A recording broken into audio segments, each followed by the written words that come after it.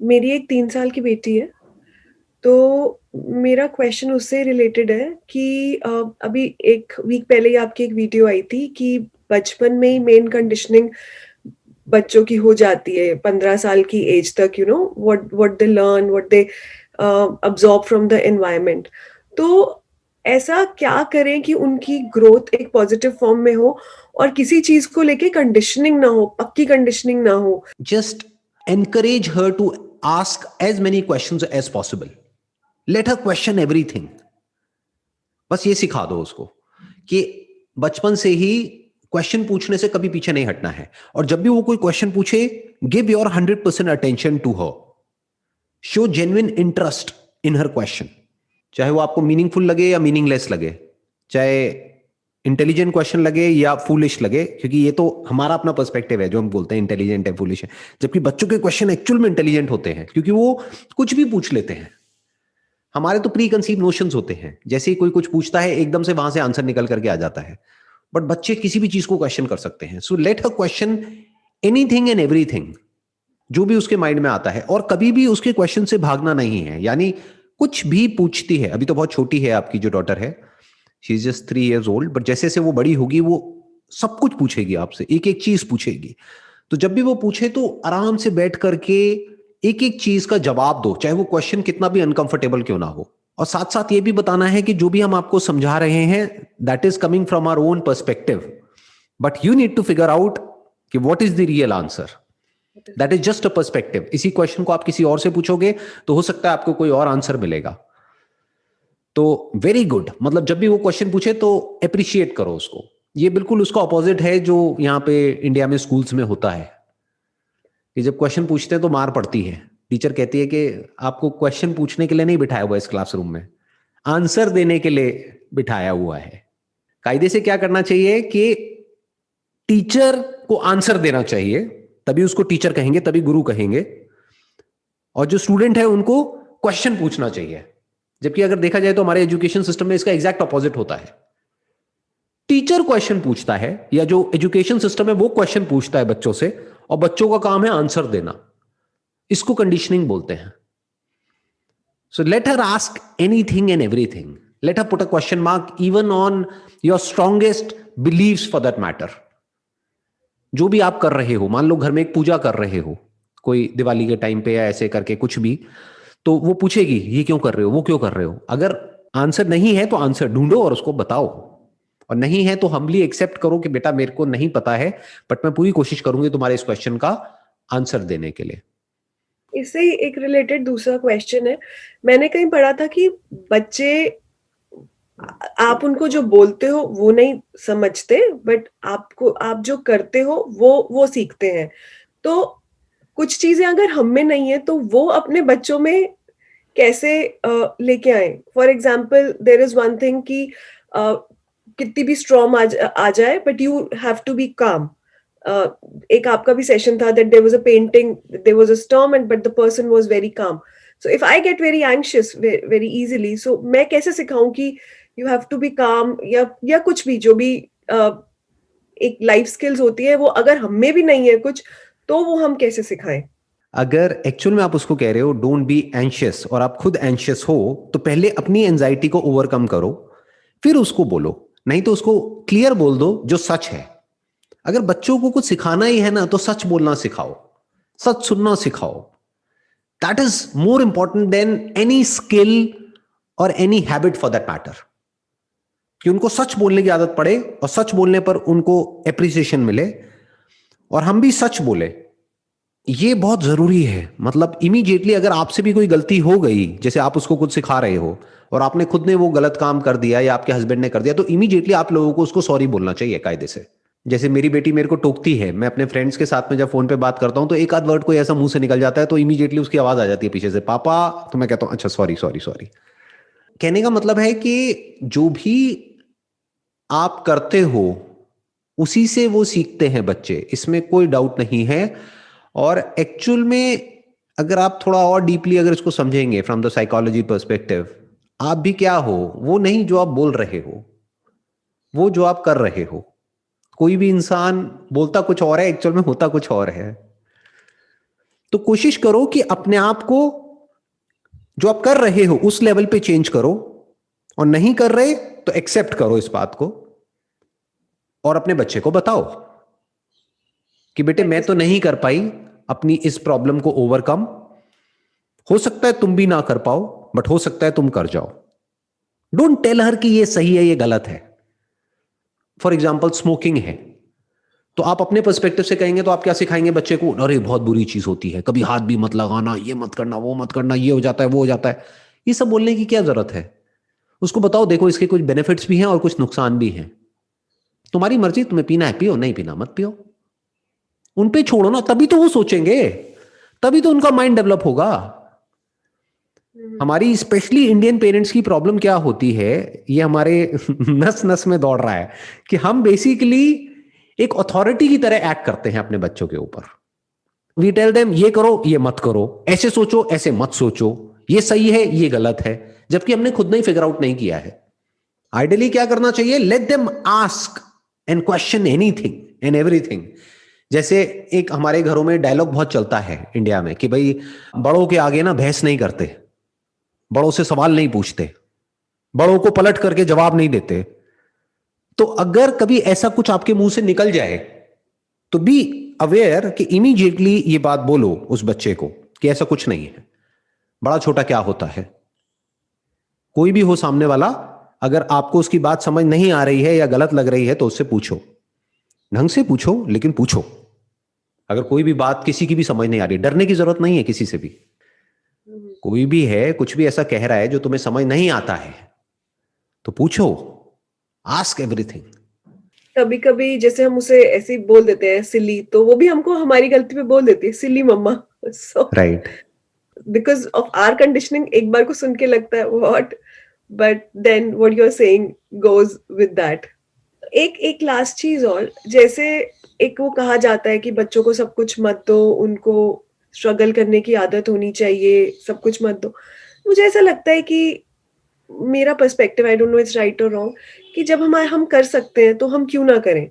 Just because उनको कल को स्ट्रगल करना पड़ेगा, हम उन्हें आज ही स्ट्रगल करने दें कि हम भी तुम्हें नहीं देंगे, तुम स्ट्रगल करो, क्योंकि हो तुम्हें आगे के स्ट्रगल के लिए रेडी रहना है। मतलब ये मेरे अंदर एक थोड़ा कॉन्फ्लिक्ट रहता है कि इजीली क्यों ना दें, जब हम दे सकते हैं कोई चीज इजीली बच्चों को, तो क्यों ना दें। कोई भी चीज अगर हमको थोड़ी सी स्ट्रगल करके मिलती है ना तो उस चीज की इंपॉर्टेंस होती है हमारे लिए। जैसे फॉर एग्जाम्पल आपका बच्चा भूखा है और फिर उसको खाना मिल रहा है तो उस खाने की इंपॉर्टेंस है उसके लिए, नहीं तो खाने की इंपॉर्टेंस खत्म। आजकल ये मैं बहुत देख रहा हूं अपने आसपास में, अपनी फैमिली में, फ्रेंड सर्कल में, बच्चों को ठूस ठूस करके खिला रही हैं जो माएं हैं, इवन बाप फॉर दैट मैटर बहुत जगह पर। अब क्या होता है कि बच्चा टीवी देख रहा है, टीवी में कुछ लगा दिया है या लैपटॉप में या मोबाइल में, ताकि बच्चे का ध्यान वहां लगा रहे, और बस खिलाना है उसको किसी तरीके से। जितना हमारे माइंड में बैठा हुआ है कि इतना खिलाना चाहिए, तो किसी भी तरीके से वो खिलाना है। तो क्या ये अच्छा है उस बच्चे के लिए लॉन्ग टर्म में या बुरा है? क्या इसको प्यार कहते हैं या इसको हिंदी में अगर बोलूंगा तो मोह कहते हैं, डिल्यूजन। इसको हम प्यार समझ रहे हैं बट ये प्यार नहीं है। प्यार वो होता है जो सामने वाले के भले के लिए हो, नॉट जो हमको अंधा कर दे और उसका भला और उसका बुरा देखने ही ना दे।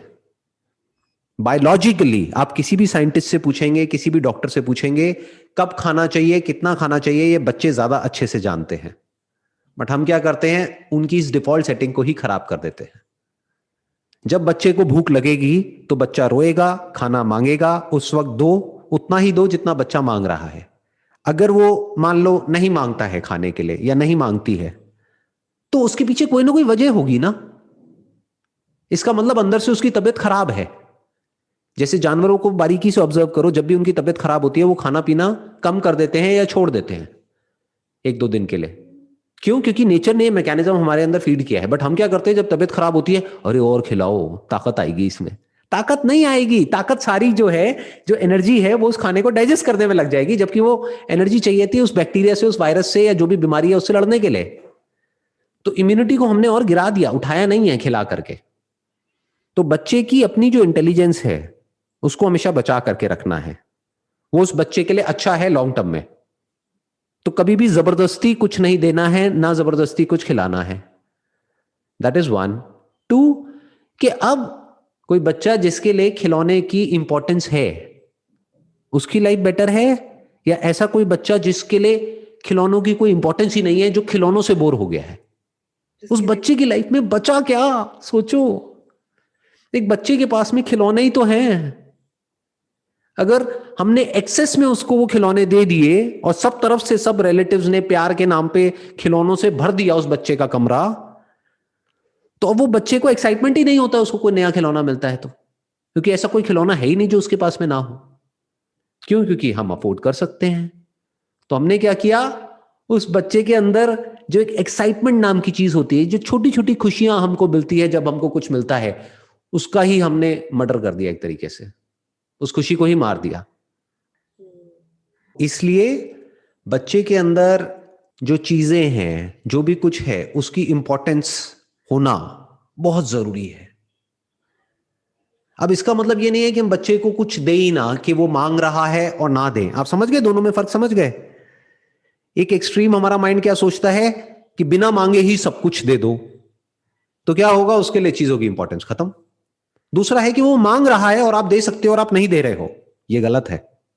दे सकते हो तो दे दो, बशर्ते कि वो उस बच्चे को हार्म नहीं कर रहा है किसी तरीके से, बट उस बच्चे की खुद के अंदर से आ रहा है और वो मांग रहा है, not out of your own guilt कि भाई मेरे पास में और मेरे हस्बैंड के पास में टाइम तो होता नहीं है, हम अपना काम में लगे रहते हैं, अब हम इतना कमा रहे हैं, थोड़ा सा बच्चे को दे देते हैं तो वो कॉम्पेंसेट हो जाएगा। ज्यादातर लोग इस वजह से गिफ्ट देते हैं अपने बच्चों को, जबकि उस बच्चे के लिए टाइम ज्यादा इंपॉर्टेंट है। आप उसको मत दो ना टॉयज, बट उसके साथ में टाइम स्पेंड करो। सिर्फ आप ही नहीं, आपके हस्बैंड भी, आपकी फैमिली, सब लोग मिल करके इकट्ठे इस तरीके से टाइम स्पेंड करो जब ना कोई मोबाइल फोन हो आपके पास में, आपके हस्बैंड के पास में, उस बच्चे के पास में, ना कोई गैजेट हो, ना कोई टॉय हो, बस आप तीनों हो।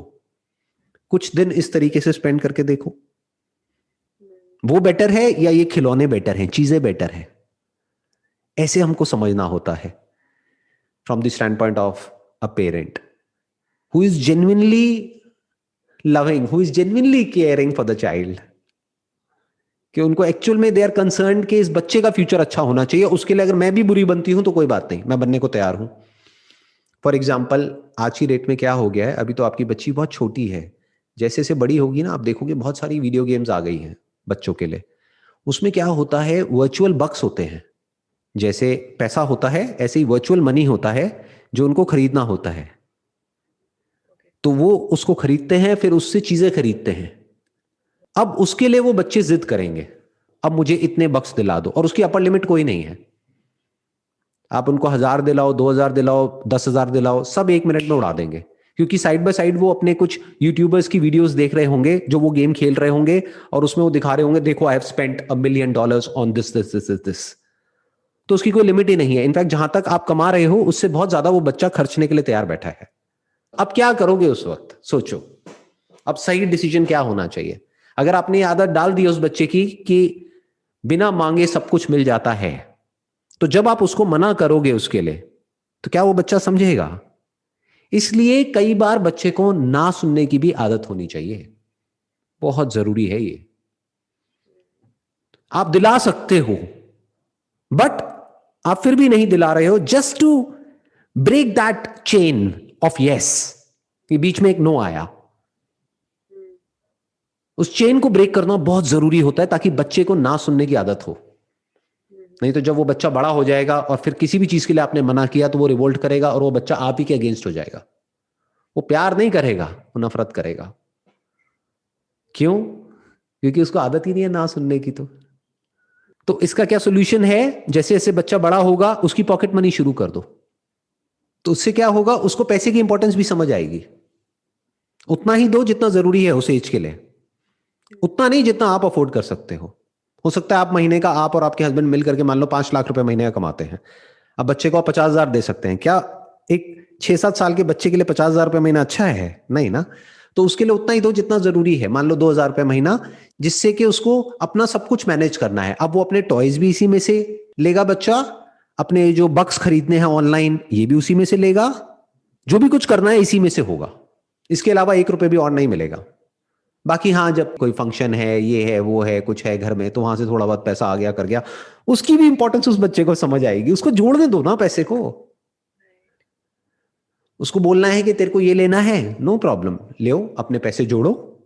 उसको सेविंग सिखाओ, उसको पैसे को मैनेज करना सिखाओ, उसको पैसे की इंपॉर्टेंस सिखाओ। क्योंकि अगर ये सब उसको नहीं आएगा तो कब आएगा? इसी को कंडीशनिंग बोलते हैं। इसीलिए मैं कहूंगा कि जो मिडिल क्लास में जो कंडीशनिंग होती है, I am basically from a middle class background, जो कंडीशनिंग होती है पैसे को लेकर के, वो एक मायने में बुरी होती है, लेकिन एक मायने में बहुत अच्छी होती है। क्यों? क्योंकि हमको पैसे की इंपॉर्टेंस पता होती है। हमको ये पता है कि पैसा मतलब क्या, कि जब वो 10 रुपए मिलता था मेरे को, तो वो उसकी क्या इंपॉर्टेंस होती थी वो मुझे पता है। Right right. कि जब आता था तो मैं कैसे उसको सेव करता था, कैसे अपनी गुल्लक थी उसमें पैसे इकट्ठे करता था, फिर तोड़ता था, फिर उसमें से कुछ लेता था। तो I understood the importance of money at a very young age. तो आज भी मेरी कंडीशनिंग है, आज अगर मेरे को खर्चना है तो आई ऑलवेज लुक एट कि इसकी वैल्यू है या नहीं है। ये नहीं कि मेरे पास में है तो सही, ले लो ना, क्या फर्क पड़ता है, ऐसा नहीं जी। ऐसे अगर आपका बच्चा सोचने लग गया तो बहुत खतरनाक सिचुएशन में आप चले जाएंगे। स्पेशली आप तो अब्रॉड रह रहे हैं, वहां पर तो आप जितना भी कमा रहे हैं, आपसे ज्यादा कमाने वाले आपके आसपास में बहुत होंगे। तो अगर वो बच्चा इस तरीके से जीने लग गया कि मेरे माँ बाप तो मेरी सारी ख्वाहिशें पूरी करते हैं, तो एक ना एक दिन एक ऐसा पॉइंट आएगा जब जा करके आप अटक जाओगे। जैसे आपकी बेटी है, वो जब बड़ी हो जाएगी वो कहेगी मेरे को तो ये वाला मॉडल चाहिए, लेटेस्ट जो मोबाइल फोन का आया है ना। आज भी जो फोन्स हैं वो 1-1.5 लाख के तो आ ही जाते हैं, हो सकता है उस टाइम पे 5-5 लाख के भी फोन्स आ जाएं। तो उसके दोस्तों के पास में हो, अब वो आएंगे आपके पास में, अब वो आएगी आपके पास में, मेरे को ये 5 लाख का फोन चाहिए। प्लस वो आएगी कहेगी मेरी फ्रेंड के पास में ये वाले शूज हैं, LV के शूज हैं, मुझे भी चाहिए। तो कहीं तो ना बोलना पड़ेगा ना। तो उसको ना सुनने की ये जो आदत है, ये अभी से डालनी पड़ेगी, तभी आगे जाकर के उसको बहुत बेनिफिट होगा लाइफ में।